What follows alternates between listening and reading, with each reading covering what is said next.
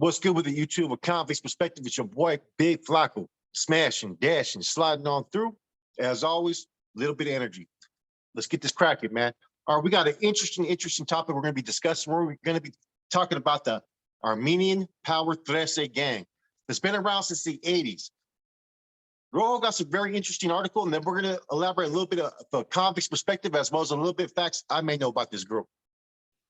Yeah, no doubt, man. A lot of people, especially you guys from down south, have been asking about these individuals, man. We finally came across something we're willing to elaborate on, man, because we didn't know a lot. So we'll take it right here, man. The Armenian Power 13, AP 13, also known as West Side Armenian Power 13 or Armenian Mafia, are an Armenian American street gang founded in the Little Armenia community in the East Hollywood district of Los Angeles, California. They are known for their connections with Mexican, Black, Italian, as well as Russian organized crime groups. The foundation and early history. The Russian mafia is usually credited with being the driving force behind Armenian Power. In the late 1980s, smaller groups of gang members began taking over several neighborhoods throughout the city of Los Angeles. Strong connections with Eastern criminal families guaranteed a steady flow of supplies, which allowed the group to grow. At first, a youth organization, Armenian Power soon evolved into a more complex criminal enterprise. Members of the gang would start asking for protection money from local businesses, eventually forcing their owners to hire private security agencies or seek the help of the city's police force. By the mid-1990s, Armenian Power had grown to include more than 200 active members. Albeit being relatively small when compared to other groups, the gang still managed to make itself famous. In 1997, police estimated that members of the association had successfully completed at least 12 drive-by killings from 2000 to 2010. As the gang kept growing, law enforcement agencies turned their attention to Armenian Power's activities throughout the state of California. At first, only responsible for petty robberies and less violent crimes such as illegal gambling, the group had moved into more taxing activities. Frauds and lethal assaults became the preferred modus operandi for these criminals. Armenian Power would soon find itself in the middle of large extortion rings, with prostitution and drug trafficking also accounting for most of the group's income. Violent conflict also became the norm as the gang expanded into new territories. Most notably, members of Armenian Power would spend a large portion of the decade fighting Latino street gangs for control of the city of Los Angeles. Several public killings, including that of a 17-year-old Latino student in front of a local high school, brought the group to the attention of the media. 3 weeks later, 37-year-old Armen Petrosian, aka Silent, a longtime leader and co-founder of Armenian Power, was gunned down at an Armenian restaurant, Soren's Deli on Hollywood Boulevard, by 70-year-old Joseph Argueta, a member of White Fence, a Serrano street gang. The North Hollywood Valley Village mass shooting. On April 3, 2010, Neris Arthur Galstian and fellow members of the Armenian Power 13 gathered at a hotspot Cafe Mediterranean in Valley Village in Los Angeles to celebrate the life of a friend who was killed in a car accident in 2009. Tired of being the gang's flunky, after retrieving a gun from his car, Galstian returned to the establishment and opened fire. Vardan Tafalan, 31, Hak Yuganyan, 25, Harat Bubaran, 28, and Sarkis Karadžian, 26, were killed. The two surviving victims, one lost an eye and the other has a bullet lodged 2 inches from his spine. According to witnesses, before fleeing, Galstian stood over the bodies and continued shooting. In 2016, he was convicted of multiple murders, including two counts of attempted voluntary manslaughter, barely escaping the death penalty, and was sentenced to life in prison. In the Armenian community, this shooting is viewed as a disgraceful act, often compared to the Armenian genocide during the early 1900s. Armenian Power's leader and co-founder Mir Darbinian, also known as Capone and Hollywood Mike, is created with orchestrating an alliance with the Mexican mafia. The Armenian mafia, although not Hispanic, identify themselves as Serranos by adding 13 or X3 to their name. In November of 2014, Darbinian was convicted of 57 criminal counts, including extortion, racketeering conspiracy, extortion conspiracy, aggravated identity theft, bank fraud, among others, and was sentenced to 32 years in prison. Operation Power Outage in the Syrian civil war. In an effort to stop Armenian Power from growing larger, local and federal agencies began pooling resources. The result would be a large-scale operation known as Power Outage. More than 1,000 agents from the ATF, the DEA, and several local police departments executed arrests throughout the state. That's a lot of agents. It took these agencies roughly 2 years of investigations to locate and identify members of the gang. February 16, 2011, about 100 members of the Eastern Gang were taken into custody on a large array of charges, including credit card fraud, marijuana cultivation, robbery, and extortion. Severely weakened by the outcome of the aforementioned operation, members of Armenian Power scattered, either quitting their criminal careers or moving back to their ancestral homes. In 2014, 2 Los Angeles gang members were seen taking part in one of the battles of the Syrian civil war. The 2 men were later identified as Nursis Wino Kilyan of Armenian Power and Saru Creeper Mandarin of Grumpy Winos 13. On August 22, 2015, both men were killed fighting on the side of Bashar al-Assad, according to livebreak.com. Interesting. Wow. Interesting. I watched those videos of those 2 dudes. Those dudes were out there getting active with the action, man. They had like a whole document, like a whole video of them with their rifles. And like they're in Syria and they're fighting against they're calling them enemigas. You know what I mean? And then they're throwing up Su 13, they're doing all this stuff and they're shooting, man. Those dudes were definitely about that action, man. No doubt. I know Wino was killed for sure. I thought Creeper was still alive, they said. I think that may be some misinformation in that article, man. But back to Armenian Power, man. You know, I had to reach out to a couple people from down south in particular and ask some questions about this group because they kind of interest me. You know what I mean? Because they're a non-Latino group that has basically became a Latino group in that sense. You know what I mean? Yeah. Armenian Power, what people fail to realize, they weren't a community of refugees that came to America in the 80s. We're already generational. They had their heritage, they had their culture. What they did was they adapted into their own gang. They were just a street gang. You know what I mean? Armenian Power. Early on, I want to say that's the only discrepancy I see in that article from what I was told was already by the late 80s and 90s, they were already banging Trece. Okay. What makes them interesting with Armenian Power is they're not Latinos. You know what I mean? They're from, anybody knows Armenia is right there between, is a country that's in Russia. I have an uncle that's Armenian. That's how I know. A lot of them have Russian bloodlines and a lot of them have like Turkish bloodlines. So they're a mixture of over there. So they kind of, you look at them, they look Latino, they look Hispanic. Right. So what made them a fascinating group is them becoming aligned with the Sureños, being in Trece, as well as them being of Armenian and Russian descent. A lot of them are of Russian descent because that's what a lot of Armenians are, just basically Russians as well. Right. Not all, but they come from the same country. You get what I'm saying? Yeah. And therefore, they were able to have ties and connections with also the Armenian mafia and the Russian mafia in LA. So here you have the best of both worlds. They're plugged in under one of the strongest groups, which is the MA. They're under their vendetta. They're over there paying tribute to the MA. But at the same time, they're able to do business with a whole different group, like the Armenian mafia and the Russian mafia. Right. You know what I'm saying? But they were not, you know, I kind of did a little bit of research into them, and I can't say for certain how long they started, but they were banging Trece from my understanding. It wasn't in the 2000s. They were already banging Trece in the late 80s already. So I think they're like any other group. You know what I'm saying? You're in a country, you're in an environment. People, places, and things dictate how you're going to react. Same thing when MS-13 came over here. A lot of them were coming over here because the political spoils of war that were going on in their country. They move into these neighborhoods. They start to have generational people that are born there. You adapt to the environment around you. And everybody knows from around 85 to 95, LA was cracking with gang activity. So if you're living in that environment, you're going to adapt to it. Right. Especially with Sureños on all sides of you. So they became just a very, very, they became a force to be reckoned with. You know what I mean? These dudes were not playing around, man. No, they come from third world war-torn, you know, countries where there's always been, you know, civil wars, infighting, you know, different political factions warring against each other. man, they've been involved in war forever. You know what I mean? They grew up with violence around them. You know what I mean? Over there, the rules of war and killing people are way different. You know, they go into villages and shoot. You know what I mean?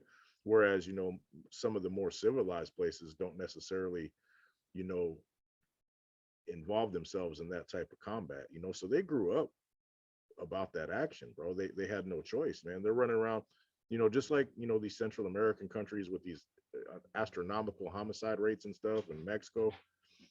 It's all because you're a product of your environment, man. If you grow up with war and you're running around with AKs at 12, 13 years old, you're going to take that with you wherever you go. It's going to be in the back of your mind to be about, hey, this is how we got to handle this. Yeah. I watched the news clipping, right? Like I said, I was doing a little research about them, and I came across the video of Wine on Creeper. Everybody's that's really watching. If you haven't, check it out. Look up Armenian Power 13 in Syria, right? So there was a news flash about the FBI and everybody looking into them based upon their activities. And what I come to realize is around 2013 or 14, they started deporting anybody that was from that country. You get what I'm saying? Yeah. They had any type of criminal charges. So it's kind of funny that these guys got deported to Syria, and 3 years later, we're trying to take all the refugees. Right.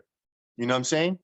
And so some of these, like I said, they're generational. Some of them, they may have been born over there, but they moved over here when they're 2, 3 years old. And what the government was worried about, the FBI and the task force was worried about them taking their gang mentality that they learned in LA, the urban warfare. You know what I mean? Gang warfare that goes on the streets, going over there and getting plugged with the wrong guys over there in Syria, lacing them up and having them bring it over here to where they can attack these communities and what's really going on out here in the streets. Kind of was interesting, man. Check it out when you guys are done. Yeah, hey, there's no doubt, man. I mean, that's kind of a weird thing to worry about, man, because they're already been involved in Yeah. that over there, on more of a scale. I mean, don't get me wrong, LA, Chicago, these places, with astronomical amounts of gang violence, it's still not nothing compared to a lot of these third world countries, bro. Because a lot of these times, man, they're going to be regular citizens over there that, they're trying to work, provide for their community. They're not trying to commit crimes, but they're forced into warlike situations. So people over there, man, like just like anywhere, El Salvador with extreme amounts of violence, bro. They're used to it. They're not shook by it. There's things always happening, terrorist activities, shootings, bombings. It's nothing new to them. So they fit right into the gang culture with the way that they were raised and what they had to grow up around. I've met a lot of Syrians, Armenian Norteños, and from other countries, man. And that I meet one or two. I've never met a whole group, a whole gang. So I'm trying to figure out what was the influence of them deciding to become Sureños. You know what I mean? Yeah. Because there's, you have a lot of different groups like Asian gangs and all that. I mean, they end up adapting to be Crips or Bloods sometimes, or some of them go solo sometimes. I'm just wondering, what was their purpose? You know what I mean? Did the MA come in and say, hey, you're going to represent Trece? Did they just adapt it because that's all that was around them? You know what I mean? Was it an identity issue that they felt more that they could relate to the Hispanics in the neighborhood? You know what I mean, I'm kind of curious about that part. Now, I'm still doing a little bit more research on it, man, but these dudes were about that action, though. You know what I mean? From just a convict's perspective, bro, Yeah. I would think, the whole idea of being a product of your environment is one thing, man. When you grow up in these urban inner city areas in LA, you're going to be around Sureños and you're going to be around brothers and you're going to be around Asians. A couple of them guys just might have, influential members were like, hey, let's roll with these essays. They seem to be the coolest, most organized. They remind us of ourselves, something like that. They might not have identified with the Crips and the Bloods. They might not have identified with the Asians. You know what I mean? That's probably, when you're a product of your environment. I mean, I grew up around nothing but homeboys. You hang around nothing but homeboys, and look at us. We're not from that traditional culture. You know what I'm saying? So, when I was becoming a homeboy, the way I seen the conduct and all that kind of stuff and whatever, that reminded me of how I would strive to be. It could be the same situation, bro. They know that Sureños and the MA got the power in LA. Don't get me wrong, there's all kinds of Crips and they control hoods and shit, but the real power is with them guys. You know what I Yeah, mean? but their Smart business identity decision would be to roll with them. with being in the Trece was kind of early before that power was really unified out there. You know what I'm Oh, they've saying? had power, in my opinion. Yeah, they've had power, It's but just I not mean, as well known because of the lack of the media and the internet. Everybody knows nowadays with everybody. But before, people just like me and you might know, you know, the specifics, or kind of the have more of a better understanding of the structure than your average Joe Blow from the streets. But man, anybody with common sense would know. It's not hard to figure out if you're in that life, you know. yeah, I don't think, and they got a real diversified thing, man, being from where they're from. You know, the Russians, I don't know how deep their presence are and is in LA area down south, or up north even. I really don't know a lot about them, their activities on the West Coast. Them dudes got resources, bro. So being able to intermingle with the Southerners, you know, which brings you in with the cartels, and also having that heritage from back over there that could draw you into those people, and you can be able to find common ground with those people. They got a pretty good thing going as far yeah, as lifestyle, in my opinion. yeah. Look at the list of the charges that they had. Yeah, You know what I mean? That just goes to show what type of connections that they have, and that just comes from that underworld. You know what I mean? yeah, That's why I think they've been kind of a lot of people have commented about them, like check into them, do a spill on them. That they're recognized out there and they got their hands in everything. You know what I mean? yeah. It's almost like they're the bridging gap between different underworlds that control those communities. You get what I'm saying? Like they're you know what I mean? They represent this, you know what I'm saying? But at the same time, they have their connections over here that they were able to build through family context, through their heritage, through their culture. You know, don't get it twisted. There's a difference between our Armenian Power 13 and the Armenian mob. There is a difference. 100%. The article doesn't really differentiate the two, but there is a difference. 100%. Yeah, yeah, no doubt, man. Um, I've never had the experience of meeting any of them dudes, you know what I mean? But I have met homeboys that were of Armenian descent. And I've also met some Indians, believe it or not, from India. There was two of them from the neighborhood back in the days. But it's all about who you identify with the most, I think, man. I, It's good I business. thought when I heard their name, I didn't even think they were Sureños. So someone told me no, they're a Sureño gang.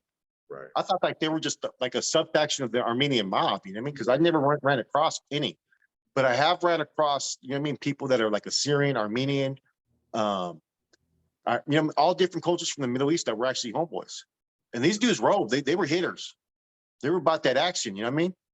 So, I think this is kind of interesting. I bet you they've probably been able to. I wonder if they recruit outside of their race, or is this like a racial thing too as well? You know what I mean? You would think that they would let anybody in, like how the Latin Kings does. You know what I mean? They have different cultures in and stuff like that. You would think, you know?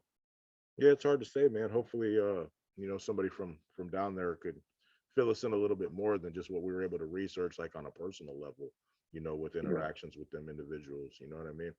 That'd be amazing. So if anybody out there, is from that group, or has done, any kind of business, please let us know your experience, man, because we're curious, man. You guys have been asking, about this one for a while, and this is what we were able to do without personal firsthand knowledge. So hopefully we can do, maybe a Kind of makes me wonder about a couple people out there, just the term power. You know what I mean? There's different record labels. I wonder if they're affiliated, like High Power Records. Are they affiliated? You know what I'm saying? yeah, Because I heard one of those rappers, man. I think he was one of those Middle Eastern descents as well. And then their label was High Power Records. I don't know too much about like the record labels down there, so you guys correct me if I'm wrong. But I wonder. I always thought the High Power meant that they were talking about, you know, a lot of the terms for Sureños out there when they talk about carnales or give tribute, they consider them. They call it high power. Now I'm thinking this high power may have been for Armenian power. You know what I'm saying? never know. Yeah. I Yeah. know, hey, when I was in Susanville in 95, it might even have been 94, 93, one of them years when I was on the 3 yard out there was a Sereno of Middle Eastern descent, but I don't know if he was Armenian. I don't know if he was Syrian. I'm not 100% sure, but he was fully embraced and accepted, and he blended right in. You know what I mean? He was right in my building, in building 4, I want to say I was in. I'm not sure, but maybe 3. But hey man, you got to get in where you fit in, bro. If any group out there, is in a hood, and you make, you know, allies with a certain powerful group. Hey, it's better to have allies than friends, and that could simply be a smart business move on their part. If they're right there in the hoods, why fight every day? Why not Yeah. make that jump to be allies? Makes sense. There's a lot of high powered capabilities down there in LA, man. There's no doubt about it. Oh yeah, man. A lot of influence. I Yeah. mean, that gang culture in LA has just had an influence on all over the United States, believe it or not. I mean, just its influence in the gang community. Yeah. And that just goes to show you, man, like the Latino gangs in California, for the most part, they don't care about race, man. It's all about politics and where you're from, and things of that nature, man. The race, a lot of people trip on how many white Northerners there are and this and that. Hey, look at the Armenians. I've met white Serranos. You know what I mean? They're It's not a racial thing with the Latino groups, man. Although at sometimes it might seem when they have an agenda against another ethnic group, it's not even about the race so much. It's about the politics. And if one group happens to be predominantly that much more of a different race, it could come across like that. But at the end of the day, it's not really like that. Yeah. It's all political in California, 100%. You know. Anyway, I think that's all I got on this one. But Yeah, me shout too. out to the Armenians. They've been holding it down there with the business. And shout out to the homies down south. Hope everybody had a great Thanksgiving. Everybody's blessed. Hopefully everybody has a lot to be thankful for. And we're gonna keep it rolling into this holiday season. Me or Flocka will go live tonight at some point in time and entertain you, ladies and gentlemen. Man, have a good rest of your Friday and enjoy your weekend, man.